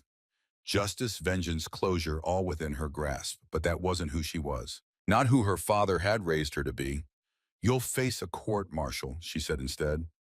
Everything Red Tulip, Zakharov, the network, all of it will come out. Let a jury decide if your greater good justifies treason and murder. Barnes shook his head sadly. It won't get that far, Eleanor. The network is too deeply embedded, too essential to national security. The moment I'm arrested, protocols will activate that will ensure none of this ever reaches the public. Protocols like Zakharov eliminating loose ends, Eleanor asked. Among others, Barnes confirmed, which is why I'm offering you a choice. Join us, understand the work from the inside. Judge it with full knowledge, not fragments of classified operations taken out of context. For a brief moment, Eleanor allowed herself to consider it. What if Barnes was right? What if this network really did prevent greater conflicts, save more lives than it sacrificed?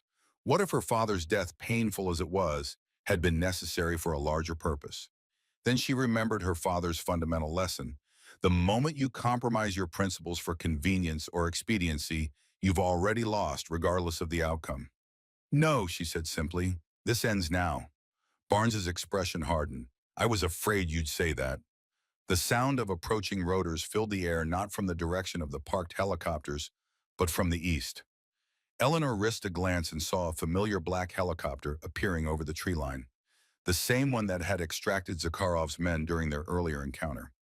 Insurance policy, Barnes explained, a hint of regret in his voice. I'm truly sorry, Eleanor. Before she could respond, the night erupted in gunfire, not aimed at her but at Barnes. The colonel staggered, red blooming across his chest, his expression one of shock rather than pain. Eleanor instinctively dove for cover, scanning for the source of the shots. Through her scope, she caught a glimpse of a figure in the newly arrived helicopter, Michael Hendricks, the twin brother, his rifle still trained on Barnes's falling form. Betrayal, Barnes gasped as he collapsed to the ground. The ultimate operational hazard. Eleanor crawled to him, keeping low as more shots impacted around them.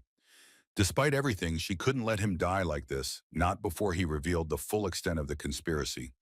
Who controls the network? She demanded, applying pressure to his wounds, even as she knew it was futile. Who's above you? Barnes coughed, blood speckling his lips. No one person, system, designed that way. Compartmentalized, redundant. Names, Barnes. Give me names.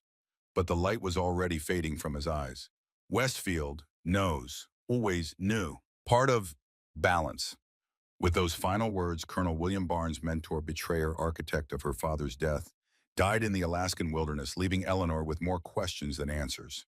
The firefight intensified around them, Barnes operators, seeing their commander fall, opened up with suppressive fire against the new helicopter. Hendricks was laying down covering fire from his position, providing Eleanor with an opportunity to withdraw. She took it scrambling back to better cover her mind, racing with the implications of Barnes's final revelation. Westfield knew. The man Davidson was taking the evidence to was part of the very conspiracy they were trying to expose. "Hendricks," she shouted over the radio. "We need to warn Davidson. Westfield is compromised." "Little busy here," Hendricks replied, the sound of gunfire punctuating his words. "Got multiple hostiles advancing from the Chinook." Eleanor assessed the situation rapidly. Barnes's operators were engaged with the new helicopter, which now had Zakharov's men fast roping to the ground. Michael Hendricks, the twin, was directing their assault, clearly implementing a contingency plan that had been triggered by Barnes's death. The network was cleaning house, eliminating both Barnes and anyone who knew about Operation Red Tulip, which meant Davidson and the evidence were still their primary targets. "Fall back to the tree line," Eleanor directed Hendricks. "We need to break contact and get to Anchorage ahead of Davidson." "Copy that," Hendricks acknowledged, "but we'll need transportation." Eleanor's eyes fell on the Chinook sitting on the airfield. "I have an idea." "You want to steal the Chinook?" Hendricks asked incredulously as they took cover behind a maintenance shed. "I've logged 53 hours on C-47s during joint operations," Eleanor replied, her eyes never leaving the massive helicopter. "The crew is engaged with Zakharov's men. If we can reach it during the confusion." Hendricks shook his head in disbelief. "That's insane." Then he grinned. "I love it." The firefight between Barnes's operators and Zakharov's forces had escalated, with both sides taking casualties. In the chaos, no one was paying attention to the Chinook sitting vulnerable on the edge of the airfield. "Cover me," Eleanor said, then sprinted across open ground, using the darkness and confusion to mask her movement. She reached the helicopter without incident, climbing into the cockpit and beginning the startup sequence from memory. Hendricks provided covering fire from his position, keeping both hostile forces occupied while the massive rotors began to turn. Eleanor felt the familiar vibration as the engines powered up, the rotor blades cutting through the cold air with increasing speed. She ran through the checklist with practiced efficiency, bypassing safety protocols in the interest of time. Hendricks made his move, zigzagging across the tarmac as both Barnes's men and Zakharov's forces began to realize what was happening. Bullets pinged off the Chinook's armored hull as he dove through the side door, rolling into the cargo area. "Go, go, go," he shouted. Eleanor didn't need to be told twice. She pulled collective, feeling the heavy helicopter lift reluctantly from the ground. More bullets struck the fuselage, but none penetrated the cockpit. The Chinook climbed steadily, its nose turning toward Anchorage as Eleanor increased power. Through the night vision system, she spotted Zakharov's helicopter attempting to pursue. But the smaller aircraft lacked the range of the military transport, and Eleanor knew they could outrun it in a straight chase. "We've got a clean break," she reported to Hendricks, who had moved up to the co-pilot seat. "ETA to Anchorage is 45 minutes. Let's hope we can warn Davidson before Westfield gets to him." "If Westfield is compromised, how do we know who to trust?" Hendricks asked the question that had been on both their minds since Barnes's revelation. "We don't," Eleanor replied grimly. "But I know someone who might, my father's old XO commander, Robert Hayes. He retired after Red Tulip, lives off the grid in northern Washington. If anyone knows the truth about all this, it's him." The Chinook thundered through the night sky, eating up distance far faster than Mackenzie's bushplane could manage. With luck, they would reach Anchorage before Davidson made contact with Westfield. "What about your brother?" Eleanor asked, glancing at Hendricks. His face hardened. "Michael made his choice years ago. He's as much a part of this as Zakharov." "He killed Barnes," Eleanor pointed out. "Why, consolidation of power, most likely," Hendricks replied. "With Barnes gone, Michael and Zakharov can take control of the network's operations. Less oversight, more profit." Eleanor considered this as she flew. The conspiracy was fragmenting internal power struggles, creating vulnerabilities they could exploit. But first, they had to reach Davidson before Westfield did. They approached Anchorage from the north, Eleanor keeping the Chinook low to avoid radar detection. The city lights spread before them, a stark contrast to the wilderness they had left behind. Mackenzie would head for the private aviation terminal, Hendricks suggested, lower profile than the main airport. Eleanor banked the helicopter toward the smaller facility on the outskirts of the international airport. As they drew closer, she spotted Mackenzie's distinctive de Havilland parked on a remote section of the tarmac. A group of figures stood nearby Davidson supporting Rivera Mackenzie, gesturing toward an airport building, and three men in suits approaching from a black SUV. That's Westfield, Eleanor confirmed, recognizing the distinctive silver-haired figure leading the group. We're too late.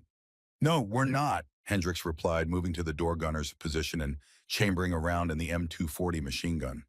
Eleanor brought the Chinook in fast and low the downdraft from its massive rotors, scattering papers and forcing the men on the ground to shield their faces. She hovered 10 meters above the tarmac, giving Hendricks a clear firing position without risking the lives below. Hendricks fired a short burst into the ground near Westfield's feet, a warning, not an attack. The message was clear: back away. Eleanor keyed the Chinook's external speakers. Admiral Westfield, step away from those men immediately. They are under my protection. Westfield's face registered shock, then anger as he recognized the voice. He reached inside his jacket for identification or a weapon. Eleanor couldn't tell. Final warning, Admiral, she broadcast. My gunner has authorization to fire if you make any threatening moves. Davidson had already assessed the situation. He pulled Rivera behind the shelter of the de Havilland, drawing his sidearm and aiming it at Westfield's men. Westfield slowly raised his hands, signaling his companions to do the same. Eleanor brought the Chinook down to a landing position 30 meters away, keeping the rotor spinning in case a quick extraction became necessary. Keep them covered, she told Hendricks, then jumped from the cockpit to the tarmac below, her own weapon at the ready. Staff Sergeant Reynolds, Westfield called out, his voice calm, despite the circumstances. You're making a serious mistake. I don't think so, Admiral, Eleanor replied, advancing cautiously. Colonel Barnes sent his regards before he died. Mentioned you were part of the balance. Ring any bells? Westfield's expression didn't change, but Eleanor caught the momentary tightening around his eyes. Barnes was unstable. Whatever he told you needs to be understood in context. Context like Operation Red Tulip. My father's assassination, the network. Davidson had moved to Eleanor's side, still supporting Rivera, but with his weapon trained on Westfield. I've got the files, Reynolds, all of them, including communications between Barnes and Westfield dating back to 2004. Westfield sighed, his shoulders sagging slightly. You have no idea what forces you're playing with, Sergeant Reynolds. This goes beyond military chains of command, beyond governments. The stability of entire regions depends on the work we do. Work that includes killing American operators who get too close to the truth, Eleanor challenged. Occasionally, yes, Westfield admitted without apparent remorse. Individual sacrifices for collective security. Your father understood the concept, he just couldn't accept its application. Eleanor felt a cold rage building inside her. You don't get to speak about my father. I respected John Reynolds, Westfield continued, ignoring the warning.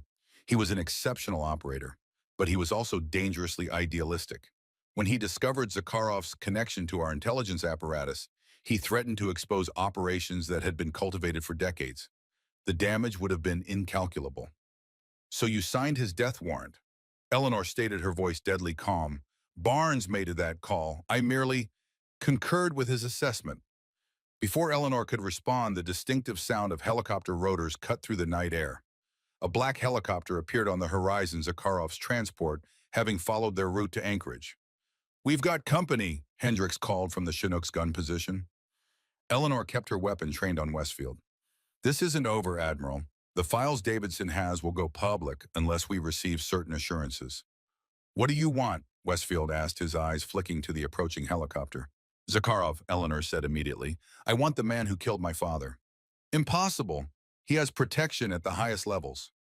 Not anymore, Eleanor countered. Not after tonight. Barnes is dead. The network is fracturing. Zakharov and Michael Hendricks are cleaning house. You're probably next on their list. Uncertainty flickered across Westfield's face for the first time. What are you proposing? Help us take down Zakharov and Michael Hendricks. In return, we'll redact any information implicating you directly. You retire quietly. The network dismantles its more questionable operations. And if I refuse, then the files go to every major news outlet and foreign intelligence service simultaneously. Let the chips fall where they may. Westfield considered this, clearly calculating odds and outcomes. You're more like your father than Barnes ever realized, he said finally. He made the same ultimatum. And you had him killed for it, Eleanor replied coldly. But I've taken precautions he didn't. The approaching helicopter was close now, its searchlight sweeping the tarmac. Zakharov was coming to eliminate all loose ends, including potentially Westfield himself. "Your call, Admiral," Eleanor pressed, "but make it fast. I need assurances written documented about what information will be contained. We can discuss terms later. Right now, we all need to get out of here before Zakharov turns this tarmac into a kill zone." Westfield nodded reluctantly. "My car. We can take cover at a secure facility nearby." "Not a chance," Eleanor replied. "We use our transportation. You ride with us." She gestured toward the Chinook, its massive form dominating the small airfield. Westfield hesitated, then nodded again. "Very well." They moved quickly, Davidson helping Rivera aboard Mackenzie, grabbing essential gear from his plane, Westfield and his men reluctantly climbing into the military helicopter under Hendricks' watchful eye. Eleanor returned to the cockpit, powering up the massive engines as Zakharov's helicopter approached. Through the windscreen, she could see the door gunner training his weapon on their position. "Hang on," she called back to the passengers. "This is going to get sporty." She yanked the collective, sending the Chinook lurching skyward with more speed than finesse. The sudden movement saved them as a stream of tracer fire cut through the space they had occupied seconds before. Eleanor banked hard, putting the bulk of the airport between them and the pursuing helicopter. The Chinook wasn't built for dogfighting, but she knew how to use its size and power to advantage. "Where are we going?" Hendricks asked from the co-pilot's seat. "Joint Base Elmendorf-Richardson," Eleanor replied. "The 3rd Battalion 509th Infantry Regiment is stationed there. Their commander, Colonel Santiago, served with my father. If Westfield tries anything, Santiago will back our play." As they flew toward the military installation, Eleanor felt a strange sense of clarity. The path forward was dangerous, filled with uncertainty and powerful enemies. But for the first time since her father's death, she was taking direct action to uncover the truth and bring those responsible to justice. Barnes was dead. Westfield was cooperating, however reluctantly. Zakharov and Michael Hendricks were exposed and on the defensive.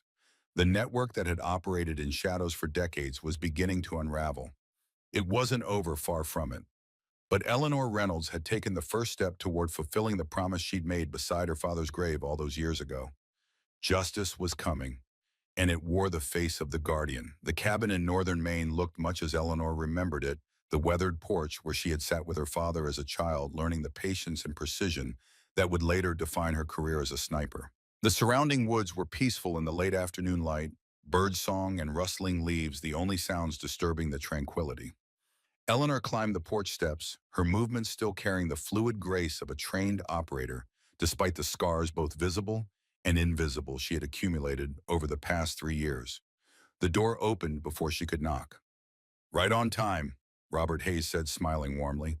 The former Navy commander had aged well, his face weathered, but his eyes still sharp with intelligence.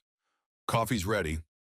Inside the cabin was simple but comfortable, a stark contrast to the high-tech facilities she had been operating from during the systematic dismantling of Barnes' network.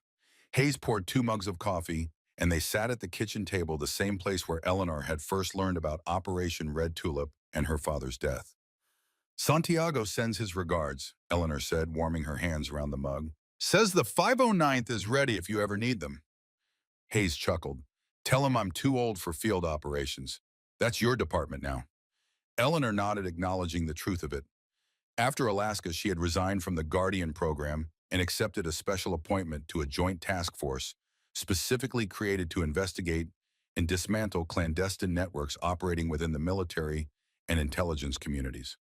With Hayes and Santiago providing guidance and protection, she had spent 3 years following the threads Barnes had left behind. "Zakharov?" Hayes asked, though he already knew the answer. "Dead," Eleanor confirmed. "6 months ago in Prague. Czech Special Forces with our advisory support. No civilian casualties."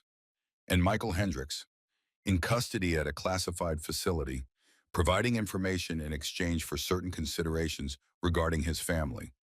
Hayes nodded, satisfaction evident in his expression. "And James, how's he doing?" Eleanor smiled at the mention of Lieutenant James Hendricks, who had become more than just a comrade in arms during their shared ordeal. "Stationed at Fort Bragg, working with the new counter-infiltration protocols. We see each other when we can." "And Westfield?" Retired to Montana, under surveillance but compliant with all terms of our agreement. The redacted files remain in secure storage as insurance. Hayes leaned back in his chair, studying Eleanor with the shrewd assessment of a veteran commander. And you, Eleanor, found what you were looking for. She considered the question, looking around the cabin where she had grown up, where her father had taught her the values that had guided her through the darkest moments of the past 3 years. Not closure, she said finally. I don't think that exists, not really, but answers yes, understanding, and something like justice. Hayes reached across the table, placing a weathered hand over hers. John would be proud, not just of what you've accomplished, but how you've done it. You never compromise who you are, even when it would have been easier. I had a good example, Eleanor replied quietly. They sat in companionable silence for a moment, two warriors who had seen the darkness within the systems they had sworn to protect, and who had chosen to fight that darkness rather than surrender to it. What next? Hayes asked eventually.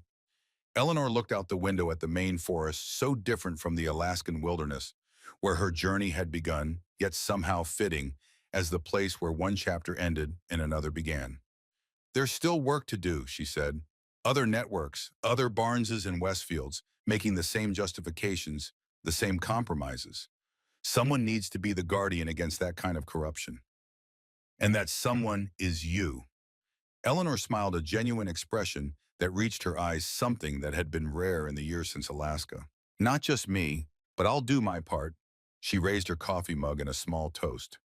For the invisible soldier, the one who stands in the shadows, not for glory or recognition, but because it's the right thing to do.